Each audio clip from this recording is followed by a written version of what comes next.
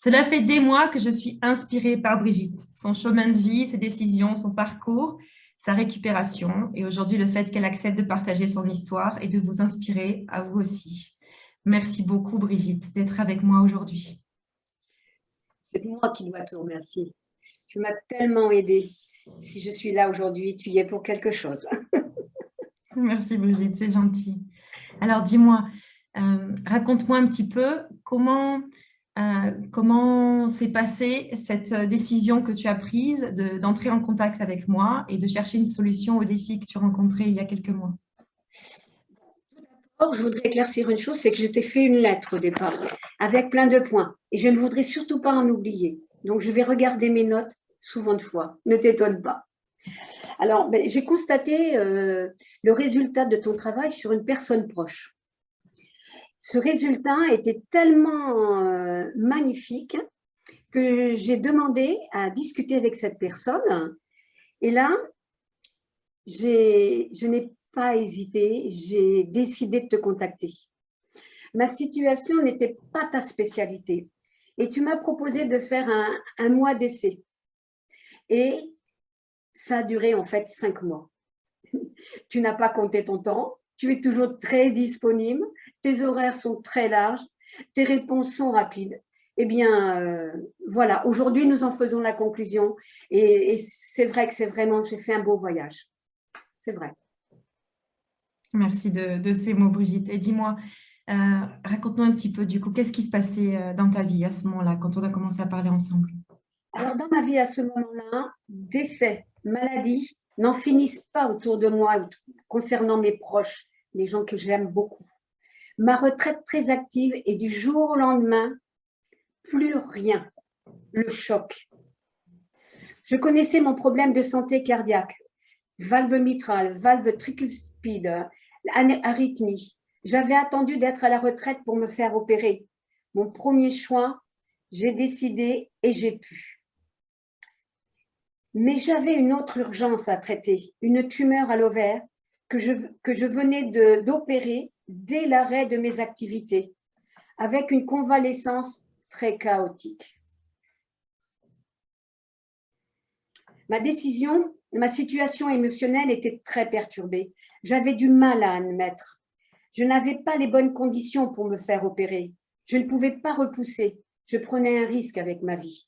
Donc, je t'ai contacté. Et dis-moi, du coup, par rapport à ce risque de vie dont tu parlais, ça faisait combien de temps, du coup, que tu repoussais cette opération? 5 ans.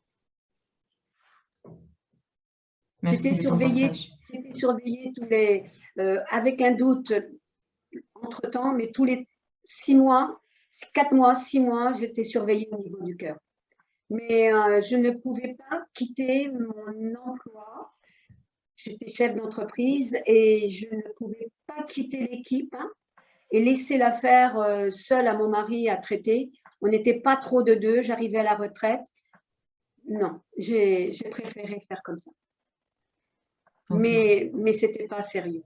Et là, je ne pouvais pas. Et en plus, j'ai été confrontée, comme je disais au début, avec les maladies autour de moi, dans ma famille très proche, des décès, un neveu, une sœur.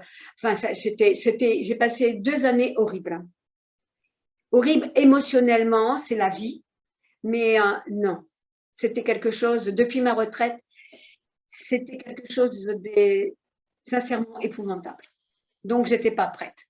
Mais maintenant, je ne peux pas repousser et je vais m'occuper de moi et j'y vais.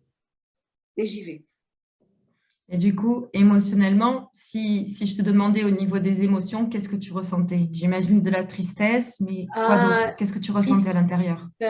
Tristesse, un peu de colère, d'épuisement. Je baissais les bras. Je m'étais pas rendu compte, mais peut-être que je faisais déjà un peu de dépression.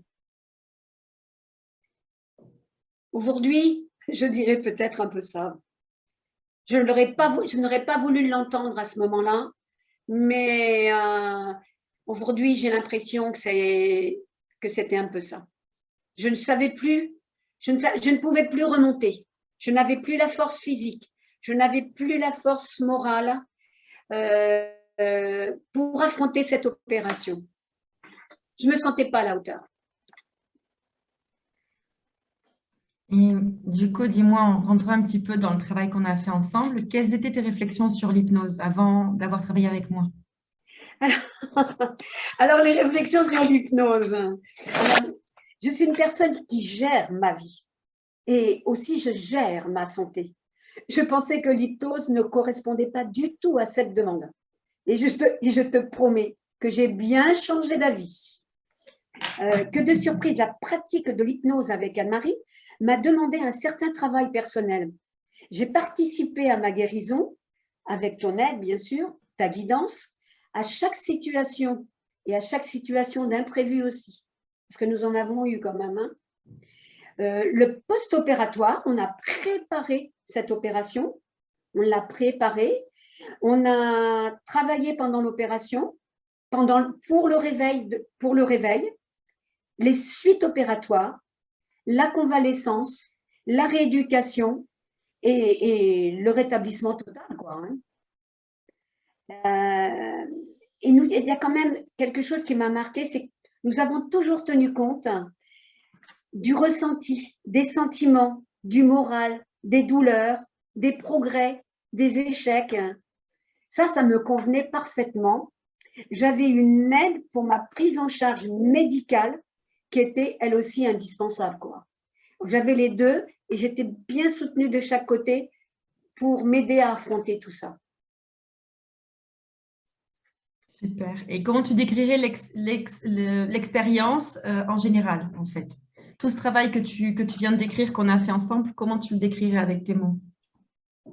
Alors, comment je décrirais? Alors, je décrirais que tu as une technique, des moyens que tu mets à notre disposition.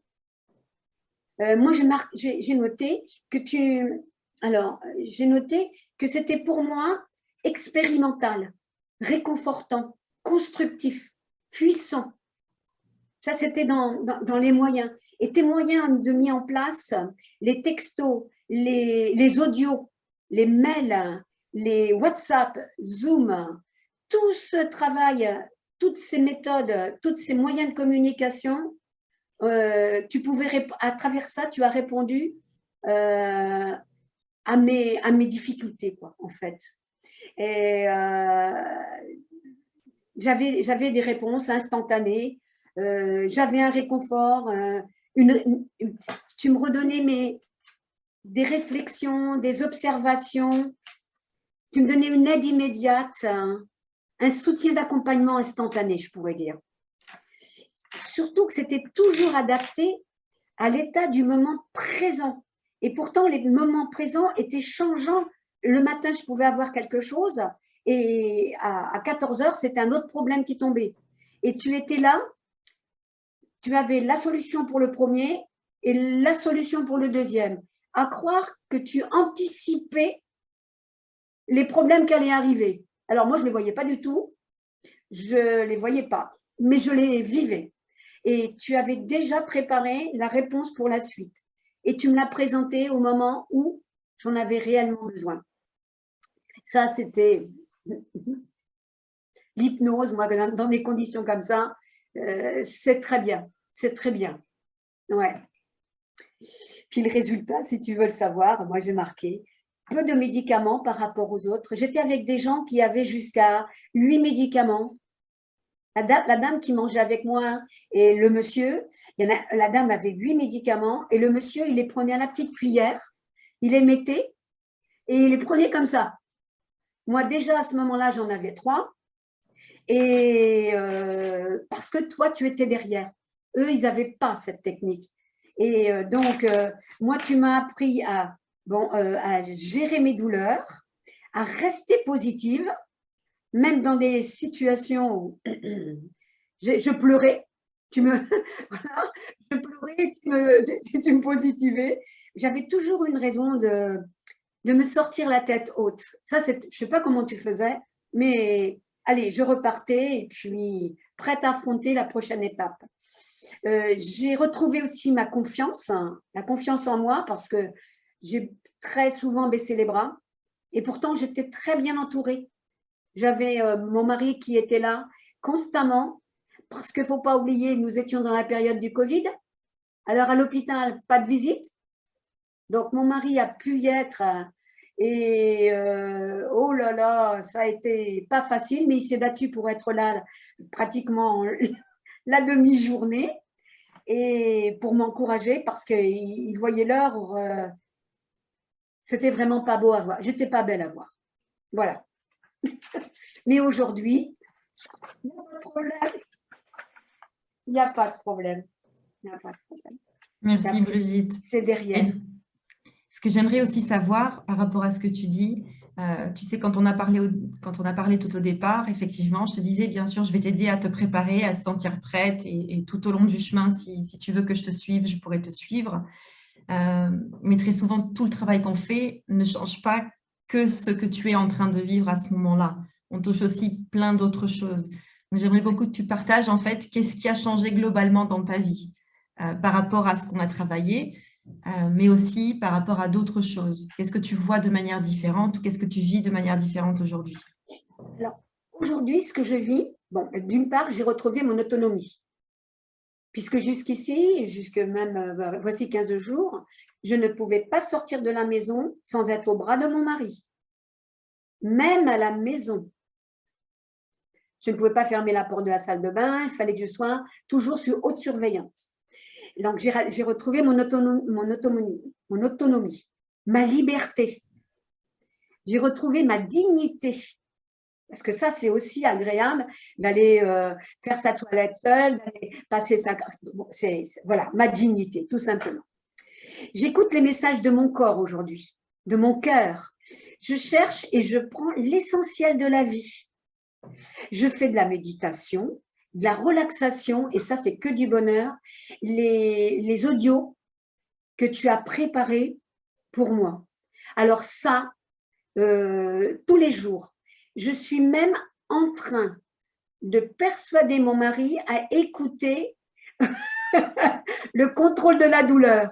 Et il me l'a demandé tout à l'heure. Il m'a dit, tu m'as parlé de ça? Bon, écoute, je suis prêt à écouter. Ah, j'ai dit, moi, je ne suis pas prête. Hein. Je suis avec Anne-Marie. Donc, tellement qu'il y a eu des progrès. J'ai appris à chercher aussi en moi les réponses de mes problèmes. Qu'est-ce qui a déclenché cette situation? Pourquoi j'en suis arrivée là? Pourquoi je pense que je suis une incapable? Arrivée à la retraite, alors que j'ai eu une vie professionnelle très intéressante, très riche, qui m'a occupé une grande partie de ma vie, mais très active et du jour au lendemain, j'ai arrêté puisque j'ai vendu l'entreprise et j'étais aussi perdue, même si j'étais malade. Alors, la leçon que j'en ai tirée, c'est que à la retraite, il ne faut pas laisser la place à la maladie, il faut laisser la place au plaisir.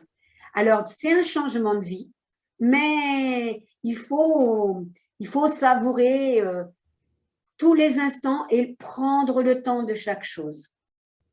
C'est vrai qu'on a moins de reconnaissance, mais si déjà on reconnaissait notre propre cœur, notre propre corps, et que si on se connaissait un peu mieux, peut-être qu'on aurait moins de difficultés pour s'adapter en retraite.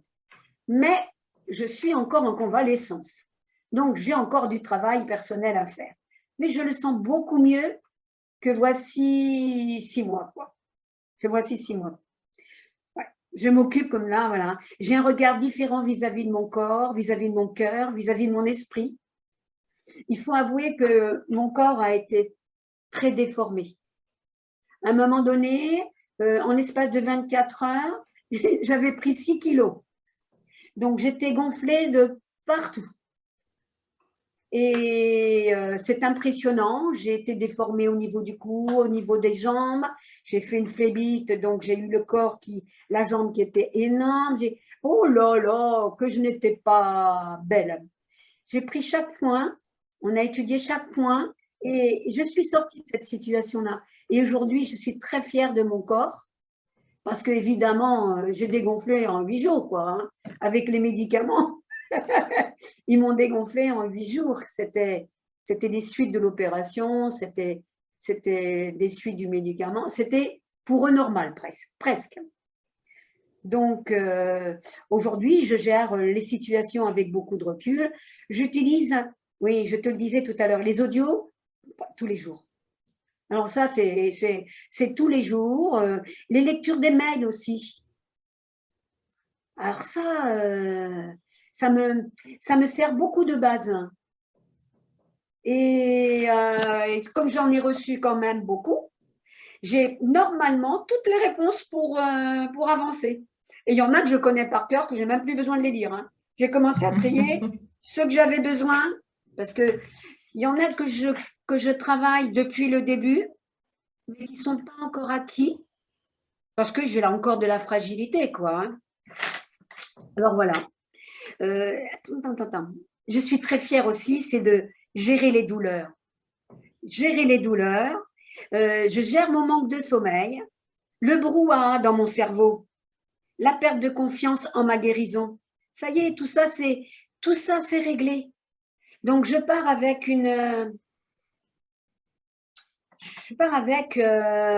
des bagages vers ma retraite beaucoup plus lumineuse, quoi. J'ai quitté mes vêtements noirs pour prendre les vêtements très lumineux, quoi. Alors, Du coup, dis-moi, je sais aussi que je reviens de loin. Seule, jamais je n'y serais arrivée. Avec le recul, même mon mari, mes proches me le disent. Maman, heureusement que tu t'es fait aider. Hein, toi qui fais tout seul. Eh bien, écoute, tu t'es fait aider et maman, on ne croirait même pas que ce que tu as, on ne croirait même pas. C'est au bout de quelques mois, voilà. Voilà un petit peu. c'est beau à entendre et à voir et je confirme parce que voir ton évolution, c'est assez magique et très, très inspirateur, comme je te disais, au niveau. Ah, Euh, et dis-moi, maman, lorsque tu. oh, excuse-moi. Je Non, veux non, tout quelqu'un va de... bien. je veux qu'il y en ait d'autres qui en profitent. C'est pour ça que je t'avais écrit tout ça, parce que je veux qu'il y en ait d'autres qui en profitent. Parce qu'aujourd'hui, ça fait partie de nos soins. Ce qu'il y a, c'est qu'on n'en parle pas. Et c'est regrettable. Il y a cette technique-là, il y en a d'autres. Mais celle-ci que je viens d'expérimenter, c'est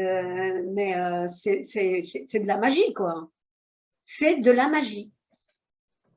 Sincèrement. Alors, je veux le partager. Voilà. Du coup, comme je te disais, il y a beaucoup de femmes qui me contactent dernièrement pour des situations similaires au niveau émotionnel. Donc, elles n'ont pas forcément le même vécu ou les mêmes défis, mais elles ont la même sensation de je suis proche de la retraite ou je suis en retraite et j'ai l'impression que ma vie n'a plus de sens.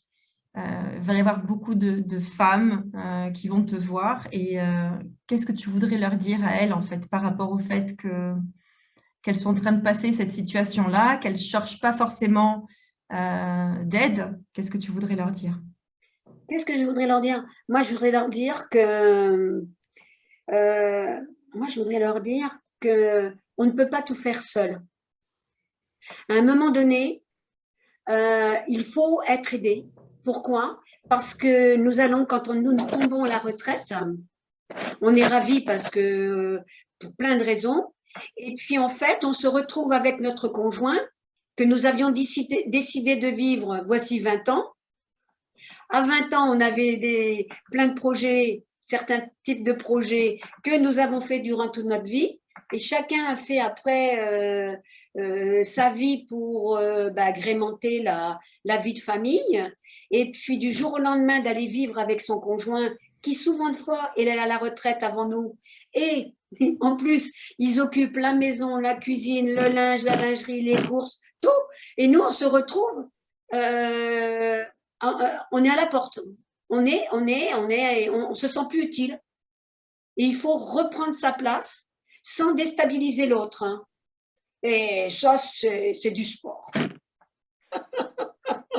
Ça, c'est du sport. Et je comprends parfaitement. Moi, j'ai vécu hein, quand même cette partie-là qui n'est pas réglée. Qui n'est pas réglée. J'ai vécu ce moment-là. Et malheureusement, la maladie a pris de l'ampleur. Et peut-être même que les maladies que j'ai eues ont été provoquées parce que je savais que c'était la fin, que j'allais enfin m'arrêter. Et il ne faut surtout pas laisser la place à la maladie. S'il vous plaît, ne la laissez pas, la maladie. Essayons de parler pour construire quelque chose à la retraite. Quoi? Là, moi, j'ai un travail d'autre à faire. Chacun, voilà, j'ai une autre page à tourner. Mais sincèrement, il faut se faire aider parce que c'est douloureux. L'arrivée à retraite, quand on se sent exclu, c'est douloureux. Je vous promets. On se prend un coup de vieux partout. On se prend un coup de vieux d'un seul coup. Physiquement, parce qu'on se regarde plus, on a plus de temps. Et en plus, on mange plus, on fait moins de sport, enfin bref, quoi. Voilà. On pense qu'on a du temps pour soi et en fait, on ne l'utilise pas pour soi. On tourne en rond. Moi, je vais travailler dessus. Du coup, lorsque tu penses à ta vie maintenant, qu'est-ce qui te réjouit le plus à l'avenir? Ah oui. Attends aussi, je voudrais quand même te le dire. Attention, dans les moments difficiles, nous détenons pas la totalité de la vérité sur notre état physique et psychique. Demander un accompagnement n'est pas une faiblesse. Voilà ce que je m'avais. Anne-Marie ne règle pas nos problèmes, mais elle nous accompagne pour mieux les gérer, les supporter, les régler par nous-mêmes, avec diverses techniques qu'elle utilise et qu'elle met à notre disposition. Nous sommes propriétaires de nos corps. Nous faisons ou nous ne faisons pas. L'hypnose d'Anne-Marie est un guide vers la guérison, vers la mise en situation. L'hypnose a une réelle place à côté de la médecine, de la chirurgie. C'est une aide réelle, respectueuse de l'individu. Il est bon de se laisser glisser vers un rétablissement en douceur. Oh oui. N'attendez pas cette expérience. Allez-y. Allez-y. Ouais. Voilà ce que je voulais te dire. Voilà ce que je Merci de tes mots. Mais c'est vrai ce que tu dis, les femmes pensent qu'il faut qu'elles fassent tout toutes seules parce que c'est ce que la société attend d'elles. Donc, quand on demande de l'aide, c'est très dur. On pense qu'on a moins de valeur parce qu'on a besoin d'aide. Et je pense que c'est tout le contraire. C'est être forte aussi, de se dire j'ai besoin d'aide pour passer de l'autre côté et vraiment passer de l'autre côté d'une autre manière. Pas dans la douleur, mais avec un sourire au bout. Ouais, ça c'est vrai. Ouais. Et la question que tu m'avais posée, parce que je voulais continuer à répondre à ça là. Que tu me dises, qu'est-ce qui te réjouit maintenant quand tu regardes vers l'avenir? Tu parlais de tes projets, que tu as plein d'autres choses à faire ici. Ah bah Comment tu te sens par rapport à ça? Je ne sais même plus. Alors ça, j'y avais songé. Oh là là, qu'est-ce que je voulais faire? Ah bah écoute, je ne sais pas où je l'ai mis. Je ne sais pas où j'ai mis. Si, je voulais. Alors, qu'est-ce que je voulais. Alors, j'ai plein de projets en tête parce que d'abord, je me sens mieux. Donc, je vais pouvoir rencontrer ma famille parce qu'ils se sont beaucoup inquiétés et que je ne voulais pas répondre. Je ne veux pas mentir, mais je ne voulais pas leur dire que ça allait mal. Je ne voulais pas leur dire parce qu'ils habitent à des kilomètres et je ne voulais surtout pas les inquiéter. Et de plus, dans ma propre famille, il y a eu des décès, des maladies graves, etc. Et ils comptaient sur ma bonne humeur, sur ma joie de vivre et tout ça, et que je n'étais plus capable d'assumer ça. Je n'étais plus capable. Ça n'était pas possible. Alors donc, Non. Tu as pris un temps pour toi. J'ai pris du temps pour moi et aujourd'hui, je rêve, hein, c'est de. Alors, c'est. Je veux faire. Je veux aller visiter la France en camping-car, puisque nous avons un camping-car. Reprendre ça, faire du camping, faire de la moto, reprendre la moto, faire du dessin. Je veux reprendre l'écriture, puisque là, j'ai dû beaucoup écrire et je me suis rendu compte que mon vocabulaire, ma mémoire, me faisait vraiment défaut. Donc, l'écriture m'apportera probablement quelque chose. Et donc, ce serait bien, ce serait bien. Alors, il y a l'écriture, le dessin. J'ai envie de faire du dessin. Super. Parce qu'il y a des choses qui sont magnifiques, il y a des objets qui sont beaux, j'aimerais bien les dessiner. Et puis, je prépare mes 80 ans. Alors là, pour l'instant, je suis à 60, mais je prépare mes 80 ans. Quand j'aurai 80 ans, je maîtriserai le dessin, l'écriture. Je pourrai rester, voilà. Mais j'irai doucement hein, vers ça. Et ouais, je ne sais plus où j'avais mis ça. Mais ma liste, elle était longue. Et en quelques minutes.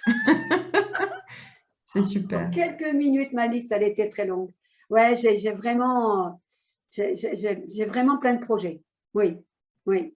Et plus j'avance. Alors, je ne suis même pas raisonnable parce que j'avais décidé de garder mes petites filles en ce moment. Et je me suis rendu compte que je n'étais pas à la hauteur. Et je l'avais dit à ma petite fille. Elle avait 10 ans. Elle ne voulait pas aller au centre aéré. Et j'ai dit, bon, ben, je ne peux pas garder ta petite sœur et je ne peux pas garder ta petite cousine. Ce n'est pas possible. Mais toi, il n'y a pas de problème. Tu te débrouilles toute seule. Voilà. Et puis, en fait, une semaine avant, je pleurais. Mon mari me dit, qu'est-ce qui se passe? Je lui dis comme ça, mais je ne suis pas à la hauteur d'accompagner Valentine à cheval, faire du cheval, d'aller faire du vélo. Mais je ne suis pas là, je suis pas à la hauteur. Je ne fais même pas 4 km par jour aujourd'hui. Donc, non, je ne suis pas à la hauteur. Donc, il faut que j'annule. Et puis, mon mari avait pris des précautions auprès de son fils, auprès de notre fils, en disant comme ça, écoute, maman, c'est pas sûr qu'elle soit à la hauteur, mais elle te dit qu'elle est à la hauteur, mais elle veut. Mais moi, je pense qu'elle n'y est pas. Alors, prends tes précautions. Et donc, j'ai dû appeler ma petite fille pour lui dire que je ne pouvais pas. Et ça m'a fait beaucoup de peine. Et de l'autre côté, ça m'a fait beaucoup de peine. Et de l'autre côté, je me dis que ça m'a donné un objectif, moi en ce qui me concerne, ça m'a donné un objectif pour m'en sortir.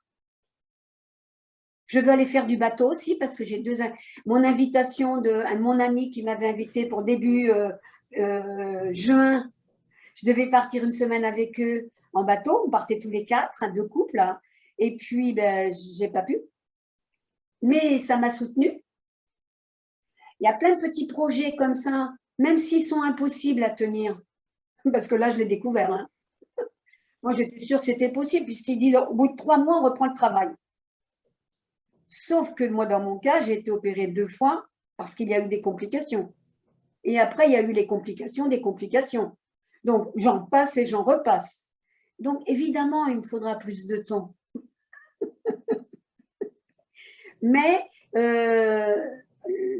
voilà, les projets, je suis sur le bon rail. Fantastique. Ouais, fantastique. Je suis sur le bon rail. Voilà ce que je peux dire. Voilà.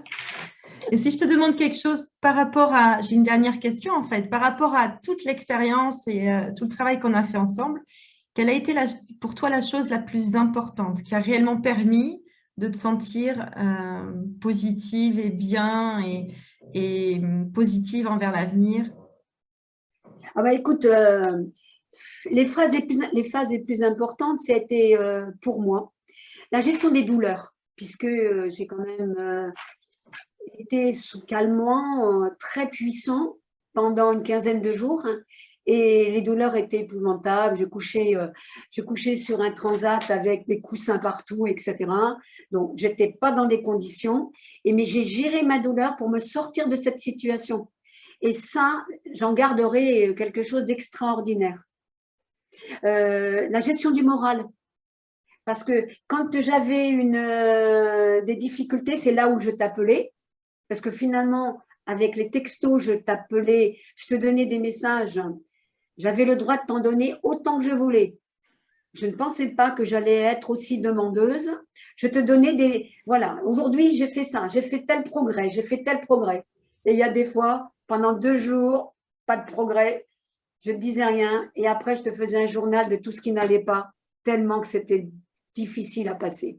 Et là, tu intervenais et dans l'immédiat, très souvent, tu étais là, comme je disais, tu étais là 7 jours sur 7 et du matin tôt et le soir, tard.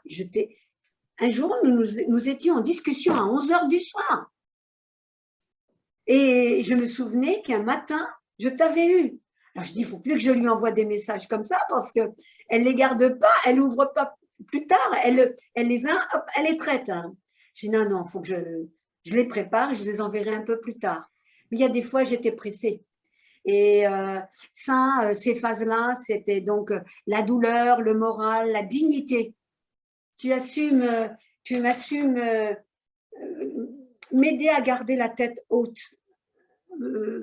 Même, il y a mon mari, il m'a dit, je garderai quelque chose de toi.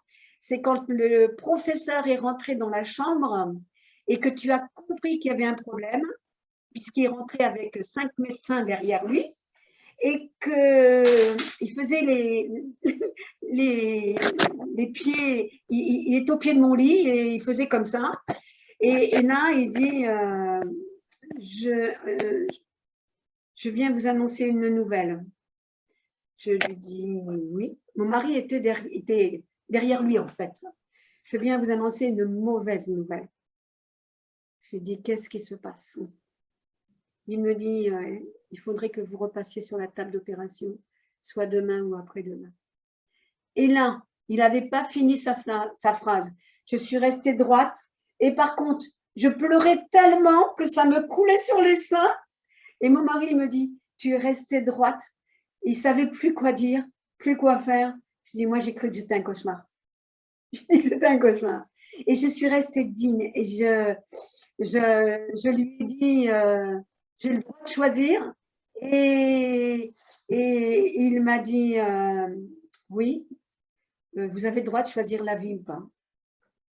Il dit, je vous laisse réfléchir. Je reviens tout à l'heure. Et en fait, je vous laisse réfléchir jusqu'à demain matin. Et puis, il y a comme je les appelais, il y a sa garde. C'est les autres chirurgiens qui les aident, quoi, ces gens-là. Est venu, le soir, il était 11 heures. Et je pleurais tout le temps. J'avais pleuré toute la soirée. Même mon mari était parti très, très tard. Il était parti par les portes de sécurité. Enfin, bref, quoi. C'était quelque chose. Et j'ai donné ma réponse le lendemain. J'ai pris ma décision toute seule. Mais je t'avais écrit, on avait échangé et on avait mis des systèmes en place qui m'ont permis de prendre en une nuit ma décision et d'assumer cette décision. Ça, c'était absolument génial parce que comme j'ai pas eu l'impression de la subir. Par contre, ça a changé toute notre programmation. Ça, j'en suis désolée. Mais ça t'a demandé du travail parce qu'on préparait la sortie, puisque le matin même, il m'avait annoncé que je partais dans le centre de rééducation. Et le soir, on me disait que c'était plutôt la salle de réanimation.